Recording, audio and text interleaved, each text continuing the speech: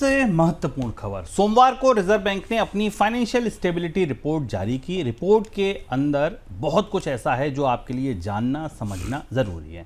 पहले चर्चा बैंकों के भीतर एनपीए के बढ़ने की आशंका को लेकर। यह आशंका जताई गई कि बैंकों के भीतर एनपीए बढ़ सकते हैं। रिपोर्ट के मुताबिक 2027 के मार्च तक बैंकों का ग्रॉस एनपीए बढ़कर 2.7% हो जाएगा, जो फिलहाल 2.5% पर है।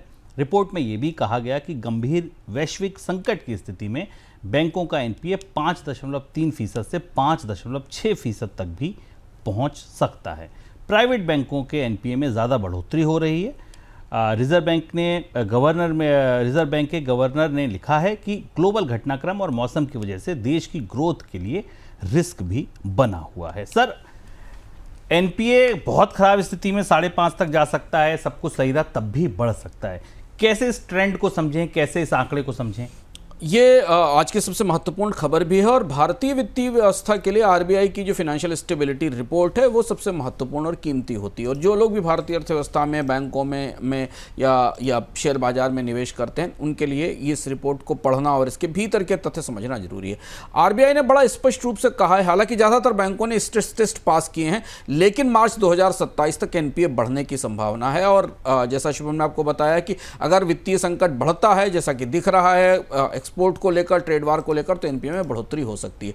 लेकिन इसके बाद भी 40 प्रमुख बैंकों का ग्रास एनपीए यानी नॉन परफॉर्मिंग एसेट 2025 में दशकों में सबसे कम था, 2.3% के आसपास ही था। और नेट एनपीए तो 1% से नीचे है, 0.5% के आसपास है।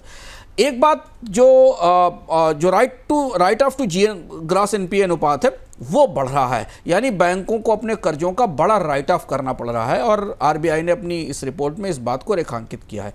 हालांकि आप इस बात से संतोष जाहिर कर सकते हैं इस रिपोर्ट से कि प्रतिकूल परिदृश्य में भी कोई भी बैंक के पास जो मिनिमम रेगुलेटरी कैपिटल की जरूरत है 9%, उससे नीचे नहीं जाएगा। बैंकों के पास पर्याप्त कैपिटल उपलब्ध है। इंश्योरेंस सेक्टर की भी सॉल्वेंसी जो नियम है उनके हिसाब से बेहतर है। सबसे ज्यादा चिंता की बात एनबीएफसी है, जहां पर आरबीआई की रिपोर्ट एक लाल सिग्नल दे रही है, जिस पर हम आगे चर्चा करेंगे। सर, एक और चीज की स्टेबिलिटी रिपोर्ट आई हो, लोन के बारे में ना बताओ, ऐसा हो ही नहीं सकता। लोन के ढांचे को अगर आप देखें तो क्या बदलाव आपको दिख रहा है? शुभम, कल हम लोगों ने भारत में क्रेडिट की ऑफटेक और मांग कम होने पर विस्तार से चर्चा की थी और बताया था आपको कि कैसे भारत में ब्याज दरें कम होने के बाद भी कर्ज की मांग लगातार घट रही है और इसमें गिरावट आ रही है। दूसरा जो तथ्य महत्वपूर्ण इस रिपोर्ट से निकल कर आया है, उस हिसाब से यह कि जो सेक्टोरल ढांचा है, स्ट्रक्चर है भारत में कर्ज का, उसमें बड़े बदलाव हो रहे हैं। अनसिक्योर्ड लोन पर सख्ती के कारण अगर आपको लोन खाते देखें, ग्रामीण इलाकों में एनपीए की स्थिति 4% है, सेमी अर्बन इलाकों में 3.8% है। पर पर्सनल लोन और सर्विस लोन की रफ्तार तेजी से कम हुई है। 2024 में जिस रफ्तार से पर्सनल लोन बढ़ रहे थे उस अनुपात में अब कम हुए हैं। पर्सनल लोन, क्रेडिट कार्ड के लोन में भी गिरावट आई है और छोटे और मध्यम उद्योगों के क्रेडिट भी अब पीछे हैं। तो पूरी तस्वीर एनपीए के खतरे कम होने के बावजूद, ब्याज दरें कम होने के बावजूद लोन के मोर्चे पर, कर्ज की मांग के मोर्चे पर चिंताजनक है। और इसे आप ट्रांसलेट कर सकते हैं, इसे आप समझ सकते हैं कि अगर बैंक या कर्ज नहीं दे रहे हैं या लोग कर्ज लेने वाले नहीं आ रहे हैं, तो इसका अर्थ ये है कि इसे आने वाले तिमाही में और छमाही में भारतीय आर्थिक विकास दर में और कमी हो सकती है, क्योंकि अनिश्चितता के कारण लोगों को बाजार में मांग की उम्मीद नहीं है। सर, एक और इंपॉर्टेंट सवाल जो भारतीय परिवारों के कर्ज को लेकर इस रिपोर्ट में पता चला, भारतीय परिवारों पर जितना कर्ज है उसका ज़्यादातर हिस्सा खपत में इस्तेमाल हो रहा है। ये बड़ी चिंता की बात है।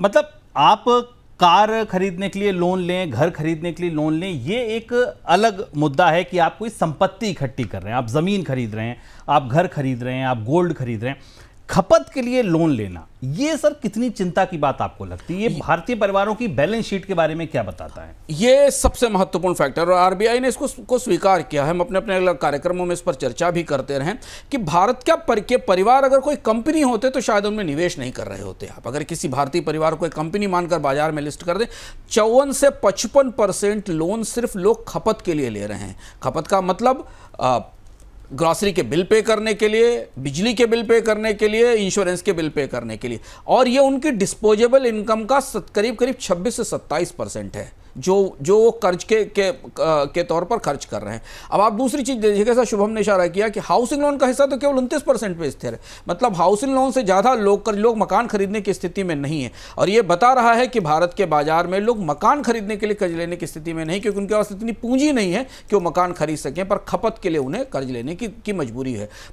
हालांकि 50% से ज्यादा लोन प्राइम है, अच्छी क्वालिटी की बेहतर रेटिंग वाले हैं, जिनकी बैलेंस शीट ठीक है, लेकिन ये बता रहा है कि इनकम की स्थिति बेहद खराब है और प्रति व्यक्ति कर्ज इसीलिए बढ़कर 3.9 लाख से बढ़कर 4.8 लाख हो गया है। 22% उधार कर लेने वाले लोग सब प्राइम हैं, खास तौर पर ये हाई लेवरेज्ड हैं और इनमें डिफॉल्ट बढ़ रहा है, और इसीलिए रिटेल लेंडिंग में बैंकों को राइट ऑफ बढ़ाने पड़ रहे हैं, जिस पर एनबीएफसी जिसमें सबसे ज़्यादा, जिस पर अलार्म दिखाई दे रहा है। दूसरी एक महत्वपूर्ण बात यहां से निकली कि जो मौजूदा कर्जधारक हैं वही नए हाउसिंग लोन ले रहे हैं, यानी जो लोग अपने पुराने मकान बेच रहे हैं, ऐसे समझने की कोशिश करें कि जो मौजूदा कर्जधारक हैं, जिनकी अच्छी रेटिंग है और जिनके पास पूंजी उपलब्ध है, वही मकानों में अपग्रेड कर रहे हैं। फ्रेश बायर, जो नया मकान का ग्राहक है, वो बाजार में नहीं आ रहा, और इस तस्वीर को का आईना है भारत में प्रॉपर्टी मार्केट की रिपोर्ट्स, जो हम आपको बार बार बताते रहे कि सस्ते मकानों की बिक्री लगातार टूट रही है। यह आंकड़ा देखिए जो आपकी स्क्रीन पर है, प्रति व्यक्ति कर्ज मार्च में 3.9 लाख से बढ़कर 2023 की तुलना में 2025 में 4.8 लाख रुपए हो गया प्रति व्यक्ति कर्ज, आरबीआई की रिपोर्ट ये बताती। और घरेलू कर्ज जीडीपी अनुपात जो है वो 41.9% है, करीब 42% के आसपास है कर्ज और जीडीपी का अनुपात। सबसे महत्वपूर्ण बात जो रेखांकित की है इसमें आरबीआई ने, कि लोगों की वित्तीय बचतें घट रही हैं क्योंकि कर्ज बढ़ने की दर उनकी बचत से ज़्यादा है, और यही वो ब्रोकन बैलेंस शीट है, यही वो दरार है जो भारतीय परिवारों की वित्तीय स्थिति को चुनौतीपूर्ण बनाती है।